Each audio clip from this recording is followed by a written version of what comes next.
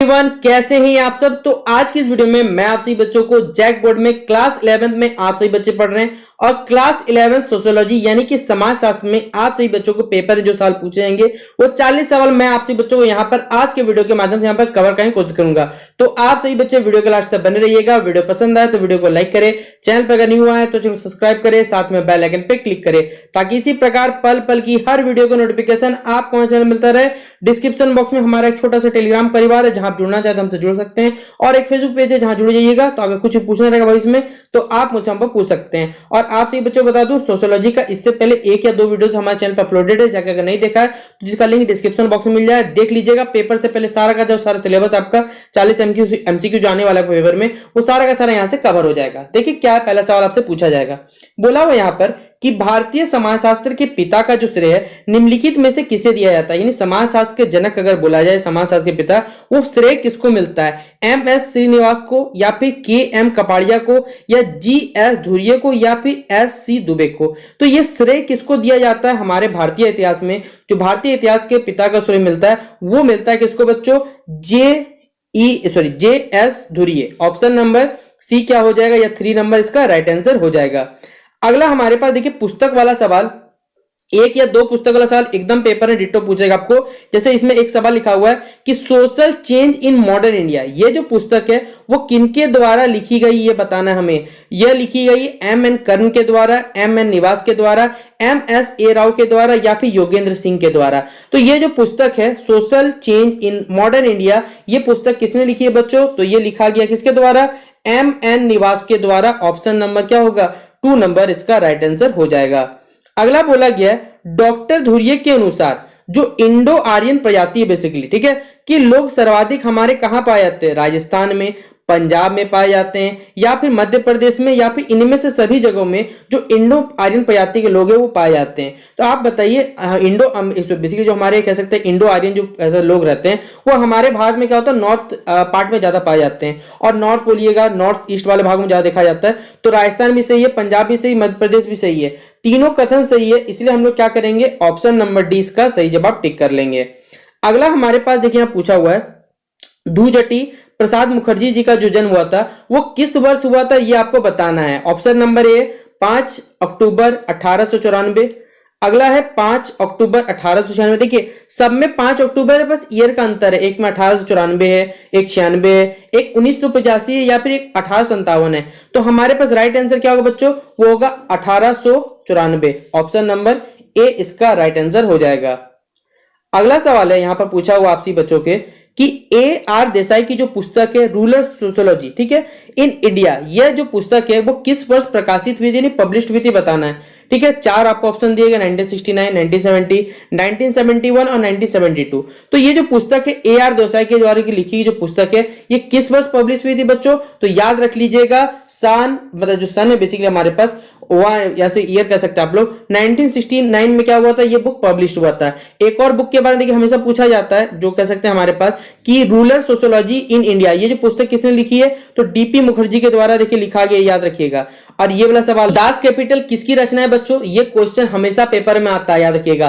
Karl Marx की है, या फिर इमाइल दुर्खिम की है, या मैक्स वेबर की रचना है, या फिर ऑप्शन नंबर डी राधा कमल मुखर्जी। और हर बच्चा जानता है दास कैपिटल किसकी रचना है, वो है कार्ल मार्क्स की रचना है। ऑप्शन नंबर क्या हो जाएगा? ए नंबर इसका सही उत्तर हो जाएगा। अगला सवाल है इमाइल दुर्खिम का जो जन्म हुआ था वो कहां हुआ था, ये आपको बताना है। Option number A Germany, option number B France, option number C England, और ऑप्शन नंबर डी अमेरिका। तो इमाइल दुर्खिम का जन्म कहां हुआ था बच्चों? तो हुआ था फ्रांस में। तो ऑप्शन नंबर क्या हो जाएगा? 2 नंबर इसका राइट आंसर हो जाएगा।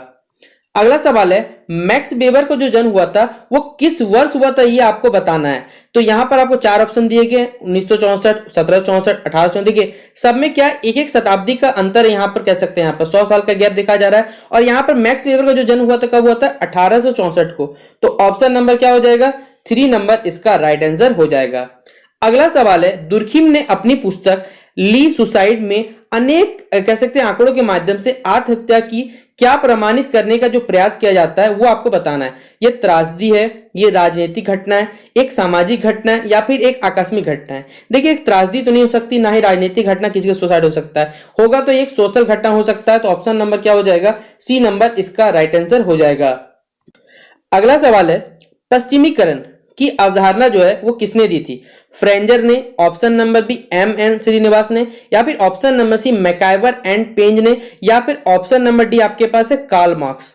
तो पश्चिमीकरण का जो अवधारणा है वो किसने दिया था? M.N. श्रीनिवास। ऑप्शन नंबर क्या होगा, बी नंबर इसका राइट आंसर हो जाएगा।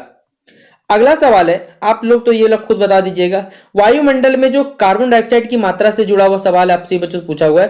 बोला जाता है कि वायुमंडल में कार्बन डाइऑक्साइड की कितनी वृद्धि हो गई। आपको मालूम होगा हमारे एटमॉस्फेयर में 78% नाइट्रोजन है, 21% ऑक्सीजन है, बाकी कुछ मात्रा में कार्बन डाइऑक्साइड, नाइट्रोजन सब कुछ मौजूद है। ठीक है, नाइट्रोजन नहीं, हीलियम है, बहुत सारे गैसें मौजूद है। लेकिन कार्बन डाइऑक्साइड की जो मात्रा है उसमें लगातार आपको मालूम होगा इजाफा हो रहा है, लेकिन कितना परसेंट इजाफा या फिर वृद्धि हुआ है ये आपको बताना है। तो कार्बन डाइऑक्साइड एक मालूम होगा आपको गर्म गैस है, जिस वजह से हमारा अर्थ का टेम्परेचर बढ़ता है। ग्रीन हाउस इफेक्ट भी इसका एक कारण है। तो यहां पर हमारे कह सकते हैं वायुमंडल में कार्बन डाइऑक्साइड का मात्रा कितना परसेंट बढ़ गया, वो 25%। तो ऑप्शन नंबर क्या हो जाएगा, सी नंबर इसका राइट आंसर हो जाएगा।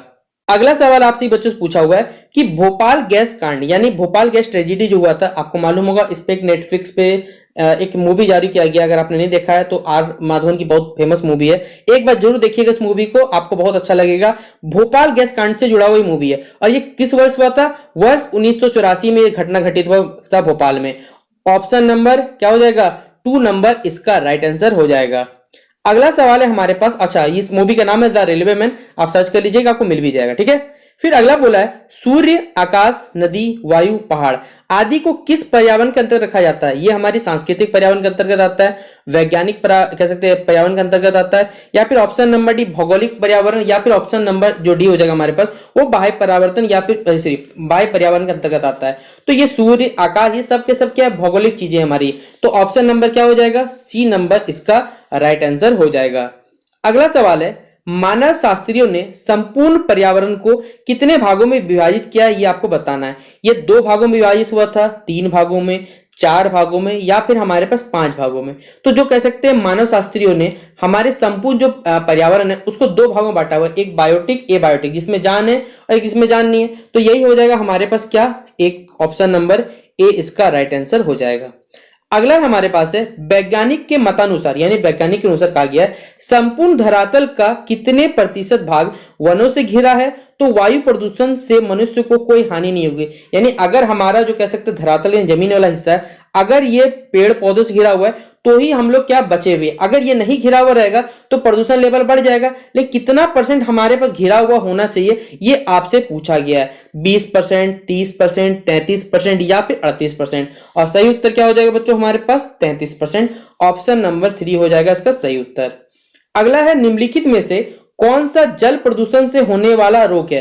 पीलिया, देखिए जल प्रदूषण पानी से होने वाला रोग है, आंत्र रोग होगा आपको, या फिर हैजा हो सकता है, या फिर इनमें सभी। देखिए पीलिया जिसे आप लोग इंग्लिश में टाइफाइड कहा जाता है, ठीक है, आंत्र रोग, हैजा, ये सब, कॉलेरा, डायसेंट्री, ये सब के सब जो है जल से होने वाली बीमारियां होती है। जैसे आपको मालूम होगा हैजा जो फैलता था पूरा गांव रातों रात साफ हो जाता था, आपको पता नहीं चलेगा क्यों, हमारे शरीर में खून का कमी 10% कमी है, लगभग लगभग ना आदमी का डेथ हो जाता है। इसलिए जब किसी आदमी को हॉस्पिटल ले जाता है सबसे पहले आपने देखा उसे पानी चढ़ाया जाता है। पानी चढ़ाने के पीछे कारण है क्योंकि हमारे बॉडी में सब कुछ जो खून में, खून क्या होता है पानी के रूप में क्या रहता है, लिक्विड रूप में बहते रहता है। अगर पानी कम हो गया तो सोचिए कितना इंपैक्ट पड़ सकता है। इसलिए क्या हो जाएगा, ये सभी के सभी जो कथन है हमारे पास सही है। तो ऑप्शन नंबर डी टिक कर लीजिएगा आप लोग, सही जवाब।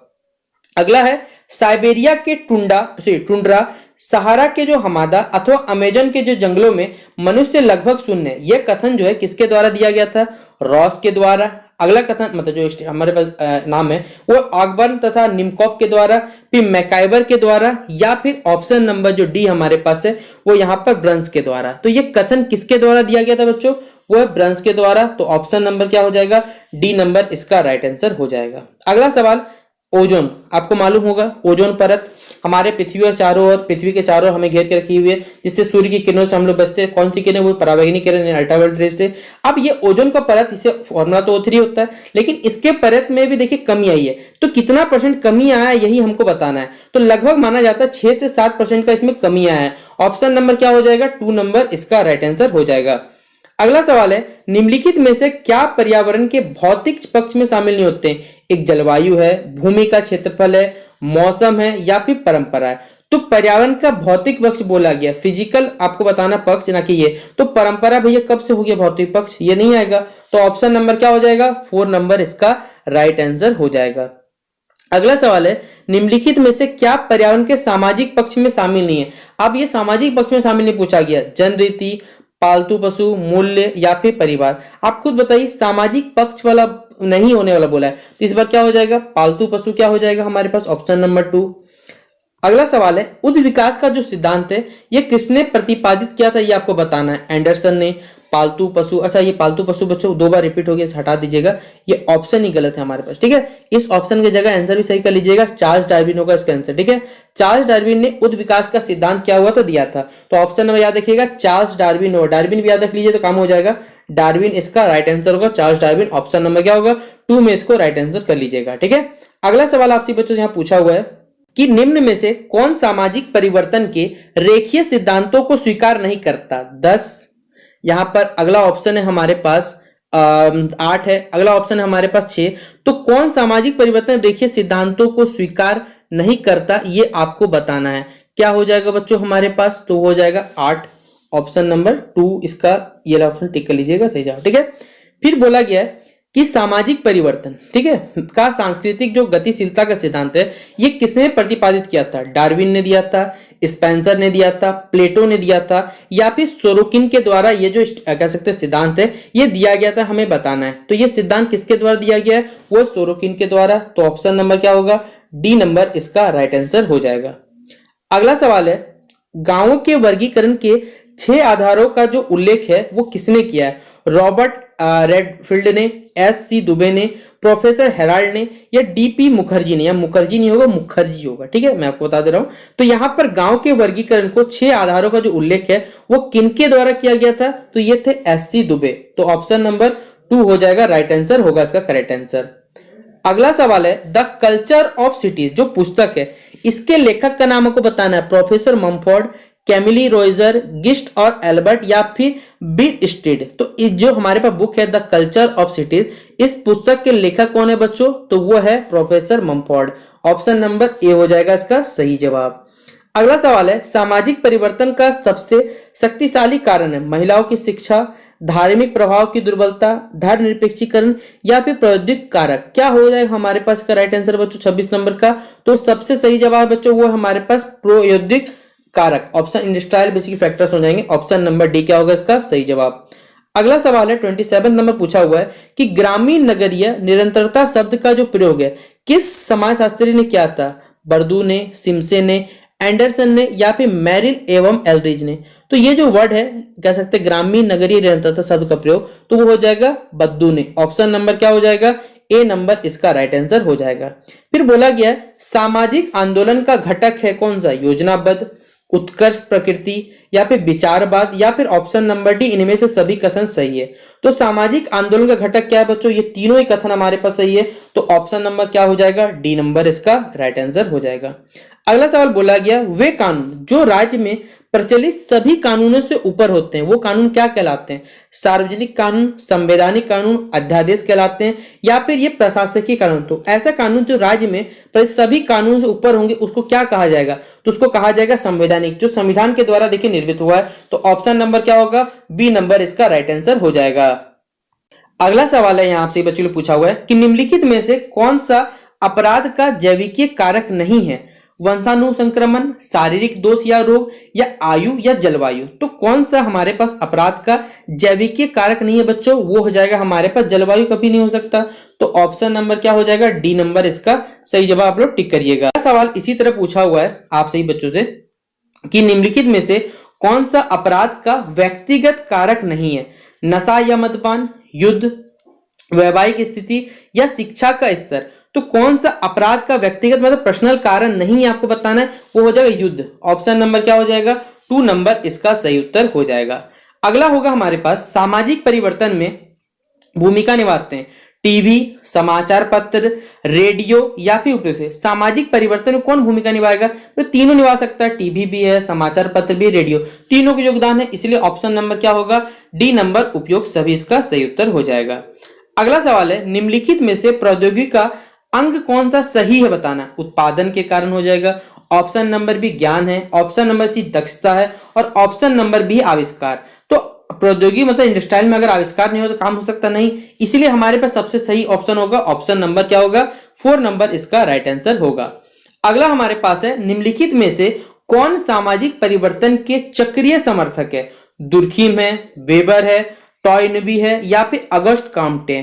तो कौन सामाजिक परिवर्तन के चक्रीय समर्थक है बच्चों, वह अगस्त कॉम्टे। ऑप्शन नंबर क्या हो जाएगा, 4 नंबर इसका राइट आंसर होगा। अगला हमारे पास 35 नंबर सवाल में पूछा हुआ है कि जनजातीय जीवन में घुमक्कड़िया प्रतिनिधित्व किनका करते हैं, ये आपको बताना है। ऑप्शन नंबर ए है आप सही बच्चों के लिए यहाँ पूछा हुआ है कि परंपरावादी नेता, युवा संगठन का, विवाह के स्वरूप का या फिर क्षेत्रीय देवताओं का। तो क्या हो जाएगा बच्चों हमारे पास सही जवाब, इसका हो जाएगा युवा संगठन।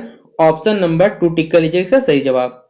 अगला सवाल है हमारे पास है कि सहयोग सामाजिक अंतःक्रिया का वह स्वरूप है जिसमें 2 या 2 से अधिक क्या होते हैं व्यक्ति एक समान उद्देश्य की पूर्ति में एक साथ मिलकर कार्य करते हैं। और यह जो कथन है किनके द्वारा दिया गया है, तो यह कथन दिया हुआ ग्रीन के द्वारा। तो ऑप्शन नंबर क्या हो जाएगा, बी नंबर इसका राइट आंसर आप लोग टिक कर लीजिएगा।